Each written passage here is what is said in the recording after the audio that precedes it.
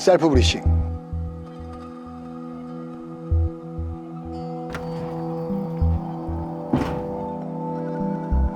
진입 과정에서는 셀에서 각자가 가진 역할이 정해져 있습니다. 닫혀진 문을 열고 들어가는 과정에는 문을 열어주는 도어맨의 역할이 있죠. 그러나 케이퍼빌리티 영상에서 리뷰했듯이 셀프 브리칭, 즉 포인트맨이 직접 문을 열고 들어가는 상황을 많이 보셨을 겁니다. 어떤 상황과 지형에서 포인트맨이 셀프로 문을 열고 들어가는지, 그리고 그 동작에서의 주의할 점과 행동 요령을 얘기해 보려 합니다. 당연히 도어맨이 문을 열어주고 포인트맨은 진입에만 신경을 쓰고 진입하는 것이 가장 효과적일 것입니다. 허나 상황과 지형에 따라 셀프 브리칭이 더 안전하고 효과적일 수 있습니다.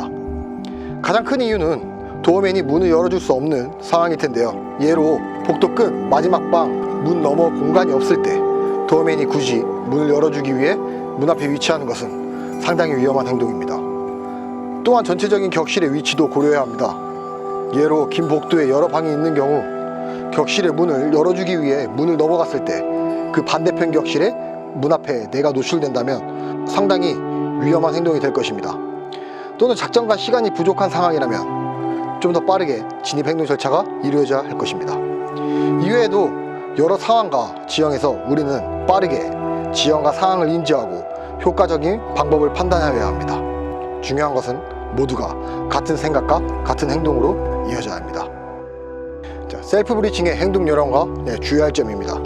자, 우리는 진입을 하기 전 스택을 먼저 접을 것입니다. 이때 가장 먼저 중요한 것은 내 총구가 이 지금 문이 열리는 이 가상의 선이라고 하는 이 선에서 넘어가면 안 됩니다.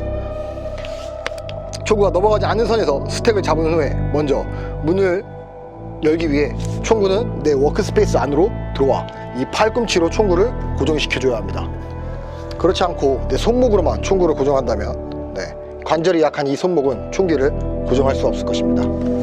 이때 중요한 것은 내 총구가 지금 이 문이 열리는 틈 사이로 총구가 지향되어야 합니다.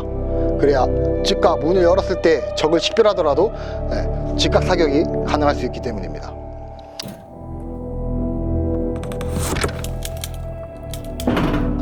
다시 돌아와 이 상태에서 이제 문을 열기 위해서는 내 몸이 다가가서 문을 여는 것이 아닌 스택을 잡은 이 위치에서 무릎을 굽혀 무게중심을 앞으로 두어 도어 체킹을 해야 합니다.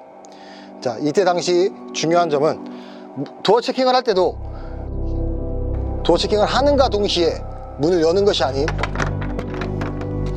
문이 열렸는지 그리고 잠겼는지 도어 체킹을 통해서 먼저 확인을 하고 열려 있다면 그때 문을 열어줘야 합니다.